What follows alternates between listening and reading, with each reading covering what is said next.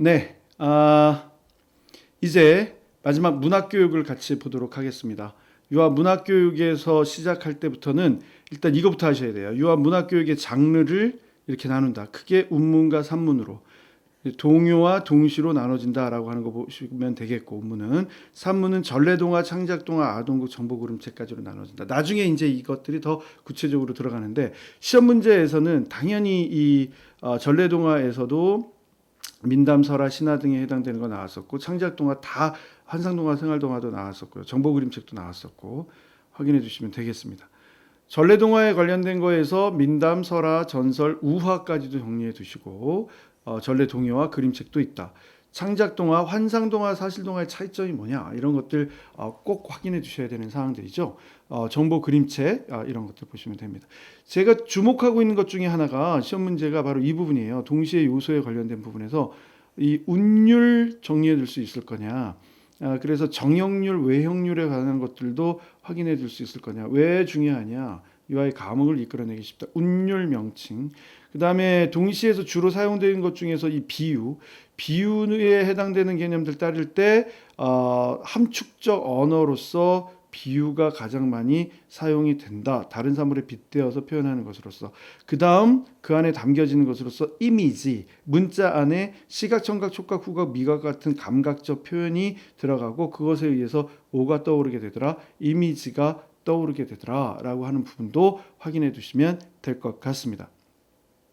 자, 이 부분이 이제 시험 문제에서 아주 중요하게 다뤄지고 있는 형태의 내용들이죠. 보시다시피 그림책의 구성 요소에 해당되는 거 봅니다. 다 시험 문제 나왔어요. 자, 첫 번째 주제라고 하면 내재되어 있는 핵심적인 생각 등을 얘기할 수 있겠고 권선징악이라든가 이런 것들 얘기를 할 수가 있겠어요. 책을 분명하게 지배하고 있는 하나의 생각이라고 얘기할 수 있겠고, 다음 등장인물의 성격, 이름하여 등장인물의 행동, 얼굴, 표정 등을 통해서 나타나는 것 서로 볼 수 있습니다. 그래서 등장인물의 성격에 비춰서 결말 구조도 확인이 되는 것들을 볼 수가 있겠고, 플롯, 요거 시험 문제 굉장히 잘 나오는 형태의 내용인데 결국엔 이야기의 구성 방식, 다시 말해서 일어난 일과 사건에 전개되는 순서 등을 얘기를 할 때 쓰는 거다. 어떻게 해서 독자의 흥미를 불러일으키고 갈등, 긴장감을 처리해낼 수 있을 것이냐 이런 것들을 보는 내용입니다. 자, 하나하나 쫓아가 보죠. 단선적 형식, 기승전결 구조가 시간의 흐름에 따라서 한 번 나타나는 형태를 말한다. 자, 기억하세요. 어디에 방점을 찍었느냐에 따라 다른 겁니다. 누적적 형식, 비슷한 사건들이 반복되면서 생기는 결과 등으로 반복되는데 뭔가 커져요. 사건이나 이미지나 이런 것들이 더 커지는 형태를 말합니다. 누적적 형식. 연쇄적 형식, 누적적에서 의미가 조금 오기는 하죠. 근데 이제 연쇄적과 일화적은 구분을 좀 하자 그랬죠. 연쇄적의 핵심은 두 가지 의미가 다 될 수 있는데, 여기는 연쇄적은 여기는 일화적의 의미가 좀 더 강한 것이라고 보시면 돼요. 그러니까 하나의 주제 안에서 서로 연결되어 있다라고 하는 의미의 연쇄적이고, 누적적 형식에서 발전한 연쇄적이라고 하는 형태의 것은 앞의 이야기가 원인이 돼서 다음 이야기가 결과로 나타나는 것들을 말한다 라고 하는 것으로 보시면 돼요. 그래서 여기서 말하는 연쇄적은 일화적이 강하다. 그래서 하나의 이야기가 빠져도 전체 주제에는 영향을 주지는 않는 그런 형태의 것들을 말한다라고 보시면 되겠고, 자, 획기적 형식이 이제 순환적 형식, 요게 이제 시험 문제인데, 이제 사익감을 찾아 나선 두더지와 관련된 것들을 보시게 되면 이제 결국에는 돌고 돌아서 자신의 삶의 자리로 돌아오더라. 이게 괴물들이 사는 나라도 자신의 사는 자리로 돌아오기 때문에 획기적으로 보는 경향도 있는데, 기승전결 구조에서 갈등의 해결이 하나로 끝난다에만 초점을 두면 단선적으로 표현하는 거예요. 근데 획기적 형식이라고 하는 것은 파랑새와 같이 예를 들어서 행복이 어디 있느냐, 원래 자기 옆에 있었는데 돌아서 자신의 자리로 돌아오게 되더라 라고 하는 것들을 얘기하게 될 때는 획기적 형식이라고 하는 것으로 보게 되는 겁니다. 이런 쪽으로 이해하고 확인해 나가는 것으로 정리를 해두시면 좋을 것 같고요. 문체, 작가가 말할 때 쓰는 표현 방식, 작가만이 사용하는 언어 사용 형태라고 볼 수 있겠고, 배경, 그야말로 시공간에 관련되어 있는 것들을 얘기를 하는 거다라고 보시면 되겠습니다. 자, 그림책의 구성 요소로서 이런 얘기할 수 있는 큰 내용들 말고 이번엔 미술적 구성 요소로서 선, 공간, 모양, 색, 구도한 것, 이건 이제 미술 쪽에 가서 하는 얘기가 똑같은 얘기니까 넘겨서 정리를 하도록 하죠. 자, 전래동화, 이것도 장난 아니게 나오고 있죠. 전래동화 이야기, 민담, folktales,라고 하는 거, 그야말로 여기와 연결지어서 보시면 되는데, 막연한 시간과 장소 안에서 이루어지는 형태의 행위들을 말하죠. 그래서 일련의 소문과 같은 특정한 작가 없이 알려진 이야기나 소문과 같은 형태 등을 말한다.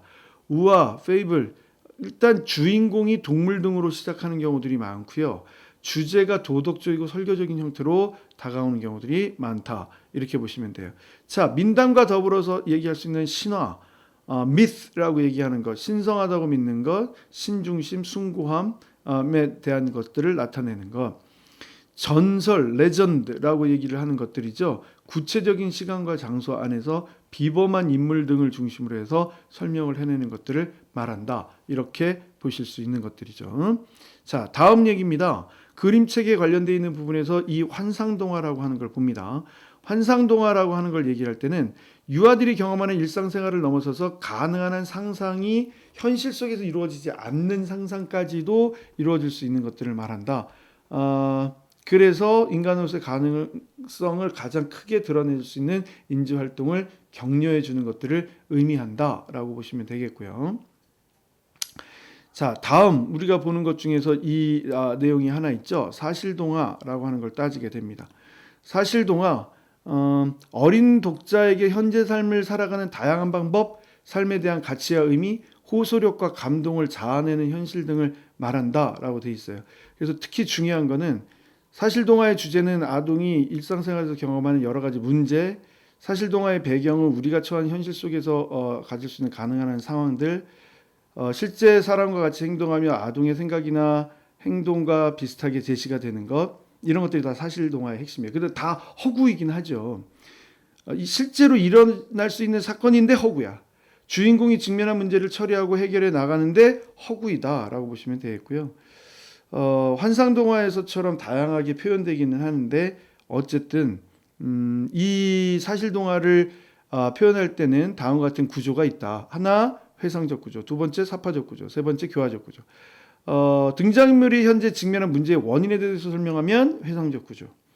등장인물의 삶에서 특별한 사건을 강조해서 사건에 초점을 두면 사파적 구조. 작가가 다른 시각에서 이야기를 전개해내면 교우적 구조와 같은 것으로 얘기할 수 있습니다. 이 사실동화, 생활동화라고 하는 게 왜 중요합니까? 다른 사람들이 어떻게 살아가고 자신들이 문제를 어떻게 해결해가는지 알도록 도울 수 있기 때문에, 또 때로는 다른 문화권의 생활을 묘사해 주기도 하기 때문에, 아니면 어떤 인간 삶의 기본적인 가치를 찾을 수 있도록 해주고 있기 때문에 이런 내용으로 얘기를 합니다. 자, 하나 더 갑니다. 정보 그림책, 지식 그림책이라고 하는 것으로 정리를 좀 해보면,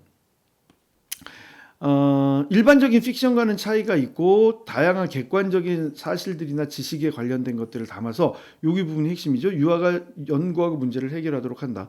때로는 글자, 때로는 수, 때로는 색, 때로는 동물, 이런 내용들이 동화의 스토리 안에서 들어가기도 하고 따로 모여지기도, 백과사전처럼 따로 모여지기도 하는 그런 형태를 말합니다. 그래서 정보 그림책이 사실 어느 쪽이 좀 굉장히 가까워요? 사실 쪽에 가까우면 설화나 민담 이런 것들은 환상 쪽에 가깝다. 나머지 내용들은 이제 여러분들이 정보 그림책, 자서전, 전기, 생활동화, 공상, 과학동화, 환상동화, 전설, 설화나 민담이나 신화 등으로 연결되는 일련의 과정 등을 보실 수가 있죠. 이런 것 체제로 알아두고 확인해 주시면 되겠습니다.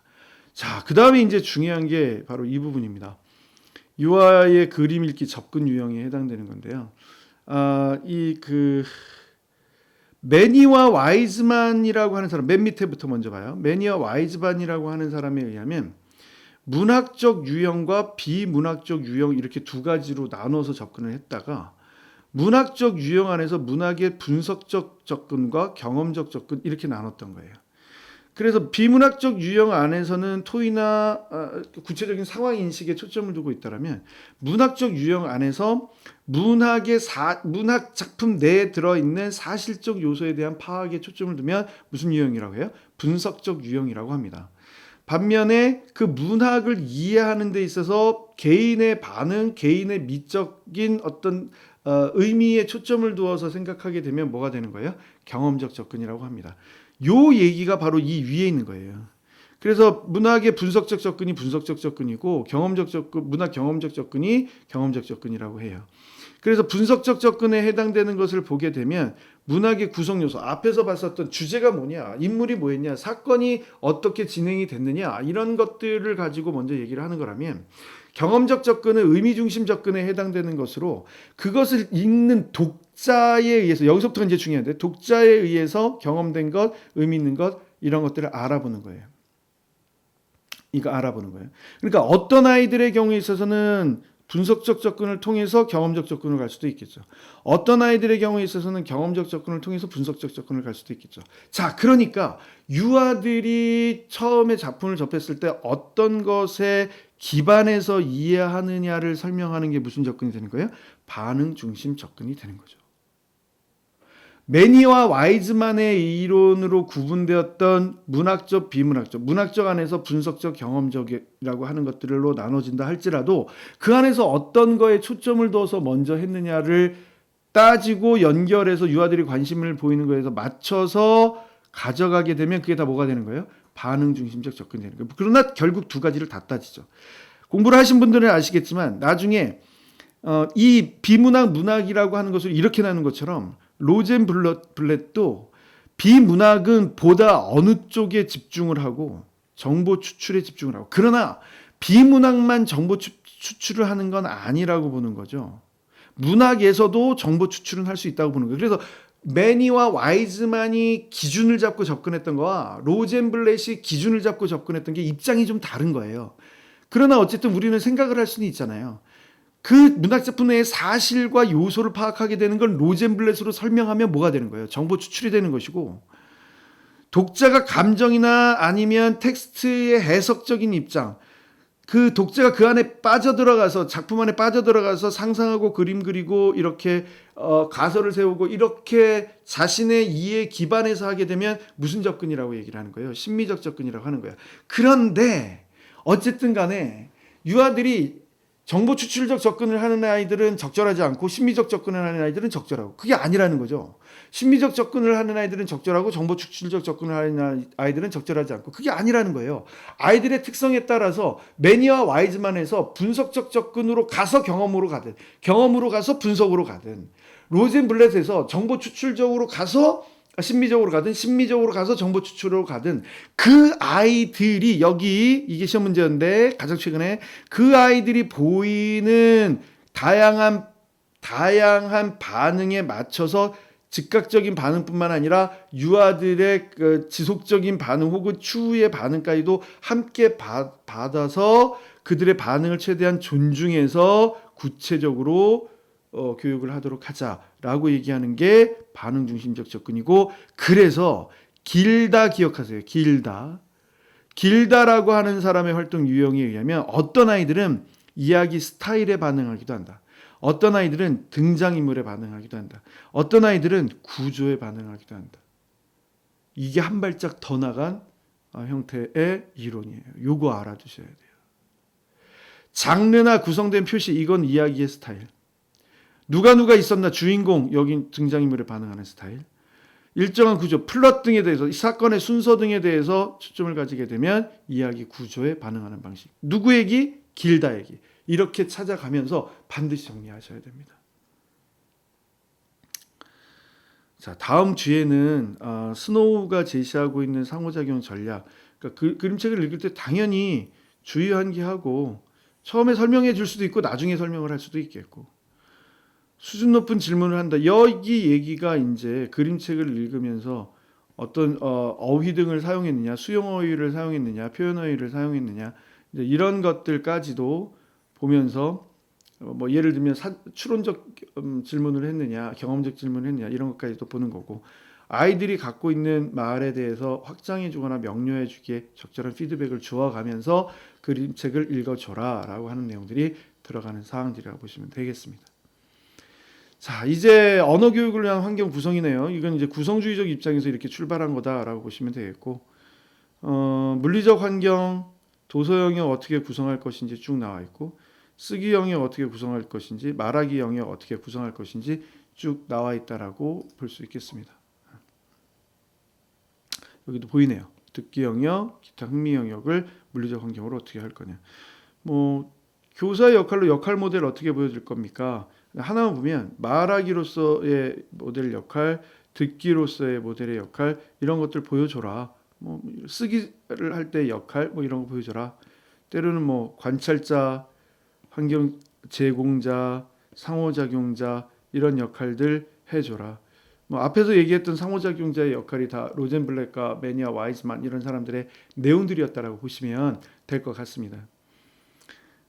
균형적인 형태의 접근도 하라. 예를 들면 몬테소리에 의하면 어떤 감각 지각을 단어와 연결하고 이해한 걸 입증하고 이해한 걸 표현하는 것. 핵심은 여기 있어요. 여기 핵심이에요. 여기. 환경 인쇄물 누구 얘기? 아담스 얘기. 간식 메뉴 일상생활에 관련되어 있는 이런 환경 인쇄물 우리 교육과정에도 있었던 내용들이죠. 주변에서 쉽게 찾아볼 수 있는 인쇄물을 보고 이걸 읽어줄 수 있도록 격려해 본다. 자, 글자를 상황이나 맥락 없이 학습지나 카드로 분절하여 가르친다면 유아는 글자의 기능을 모르고 글자 읽기의 흥미를 잃을 수 있으므로 유의한다 등에 대한 얘기들도 나와 있습니다. 그러니까 뭐 맥락 의존적인 형태의 메이슨 얘기나 이런 얘기를 할 때도 환경 인쇄물이 반영이 되는 거다. 그 다음에 이제 라벨, 이름 표기, 사인, 표시, 그 다음에 차트, 표, 그 다음에 리스트 이런 것들 다 환경 인쇄물로 작용할 수 있는 것들이다. 이렇게 얘기를 해드릴 수가 있을 것 같습니다. 자, 여기까지 얘기를 해서 문학교육에 관련되어 있는 얘기들을 마쳐 봤습니다. 그래서 언어교육 전체를 이제 의사소통에 관련된 것 전체를 끝내도록 하겠습니다. 그리고 계속 질문들을 하시고 또 궁금해하시고 그래서 얘기를 하는데요. 일단 저의 상황에 대해서 뭐 결정이 된 건 없고요. 일단 노량진에 있는 학원에서는 강의를 하지 않는다예요. 그리고 이제 그 이후의 계획이나 뭐 이런 것들은 아직은 말씀드릴 수 있는 상황이 아니고, 그래서 이제 원래는 강의를 하고 싶지 않았어요. 그 강의를 이제 그만둬야겠다라고 하는 생각이 굉장히 강했었습니다. 근데 이제 아쉬워하시는 분들도 굉장히 많으시고 뭐 혹시 내년에 또 공부해야 되는 상황에서도 너무 막막합니다. 뭐 이런 분들도 많으시고 또 어떤 분들은 저한테 선생님의 컨텐츠를 그렇게 사장시키시면 안 됩니다. 뭐 이런 얘기들도 하고 계시고 그러셔서 좀 고민이 됩니다. 좀 우선 쉬고 싶은 생각이 너무 많았고요. 가족과 함께 보낸 시간이 너무 없기 때문에 같이 좀 보내야 되고 또 해야 되는 일들도 저한테는 좀 있기 때문에 좀 마무리를 짓고 이제 좀 다른 삶을 살으려고 준비를 하고 있는 중이었는데 요청도 좀 많으시고 그러셔서 좀 고민이 됩니다. 그래서 좀 다시 좀 심각하게 고민을 좀 하겠고요. 또 고민한 다음에 잘 결정해서 뭔가 뭐 수험생 분들에게도 도움이 되고 또 뭐 저에게도 도움이 되고 또 우리 국가 사회에도 뭐 작지만 뭐 도움이 될 수 있는 일이 있는지 방법이 있는지 좀 찾아봐서 이제 어떻게든 해보도록 하겠습니다. 네. 네.